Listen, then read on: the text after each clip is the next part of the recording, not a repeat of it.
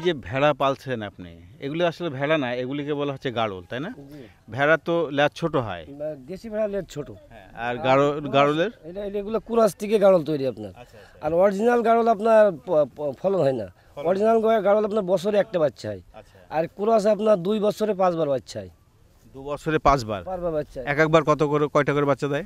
মানে কেউ 2টা দেয়, কেউ 3টা দেয়, কেউ 4টা দেয়। মানে আমার একটা ধারে 4টে বাসি দিলে আপনার 2টা এখন পাঠি আছে, 2টো খাসি 2টো বেশি দিয়েছি। তা আপনার এক একটা বাচ্চা আপনার দুধ ছাড়া অবস্থায় আপনার 4,000 5,000 বিক্রি। আর নেট যদি একটু বড় হয় তাহলে আপনার 8,000 10,000।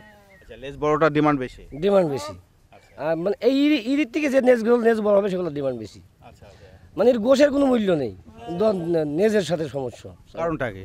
ওই নেজ লম্বা দেখলে তার দাম বেশি। যদি একটা পাটি আপনার নেজ লম্বা পাটি হয়, ধরুন এই মাপের একটা পাটির দাম আপনার 35,000 টাকা। তার গোশের কোনো মূল্য নেই আপনার, কিন্তু নেজের জন্যই। যেমন ধরেন এইখানে একটা পাটি আছে, আমি আপনার কিনেছি আপনার 18,000 টাকা। ওই লাল রঙের ওই পাটিটা এখন সে বড় হয়ে গিয়েছে, কিন্তু আপনার আমার সব নিজস্ব জাত থেকে তৈরি। কতদিন ধরে আপনি গাড়ল পালন করছেন? 5 বছর আপনার। 5 বছর। আচ্ছা, একটা কথা বলেন যে এর আগে আপনি কি করতেন আসলে?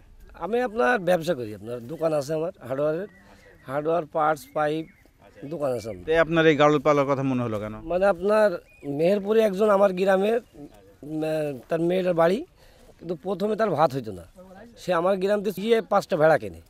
5টা ভেড়া থেকে সে এখন বর্তমানে 8-10 বিঘি জমি কিনেছে। দেখার পরে আপনার ইচ্ছা হয়েছে? দেখার পরে একটা ইচ্ছা হলো যে আমি ভেড়া পাস করবো। তা এখন আপনার কেমন মনে হচ্ছে? আপনি 5টা দিয়ে শুরু করেছিলেন, এখন কতগুলি আপনার? এখন আপনার 20টি বিক্রি করতে করতে এখন 48টা আছে।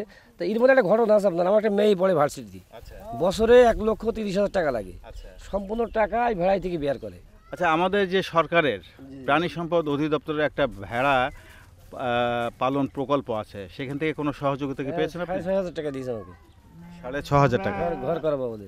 অসুখ বিসুখ নিয়ে চিকিৎসা নিয়ে আপনাদের কোনো সমস্যা না, নেই? আমাদের কোনো সমস্যা না। আমাদের একটা সমস্যা, আমাদের হলো চুল কাটার মেশিনের দরকার। চুল কাটার মেশিন? চুল না কাটলে আপনার গরমে ওই রোদ গরমে ক্ষতি হয়। এই যে চুল কাটার মেশিন যদি আপনি পান, চুল কেটে সেই চুল দিয়ে কি করতে পারবেন? চুল আমাদের অফিসে আগে ট্রেনিংয়ে বুঝলো চুল বিক্রি হয়, তা আমরা বাস্তা ধরে রেখে গেলাম, বলে সাদা চুলগুলো আগে বিক্রি হবে। চুলের খরিদ্দার আমরা আর পাইনি। কিন্তু আমি কিন্তু দেখেছি চাঁপাইনবাবগঞ্জে সাদা চুল, লাল চুল, কালো চুল সবগুলি দিয়েই কিন্তু তারা বিভিন্ন রকম জিনিস তৈরি করে। বাস্তায় বুঝাই রেখে দেবেন, আমরা রেখেও দিয়ে এলাম, কিন্তু আমরা খরিদ্দার পাইনি। খদ্দের পাচ্ছেন না। খদ্দের পেলে আপনাদের একটা বাড়তি ইনকাম হবে।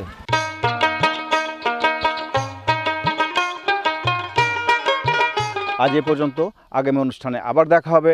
সে পর্যন্ত ভালো থাকুন, সুস্থ থাকুন। আল্লাহ হাফেজ।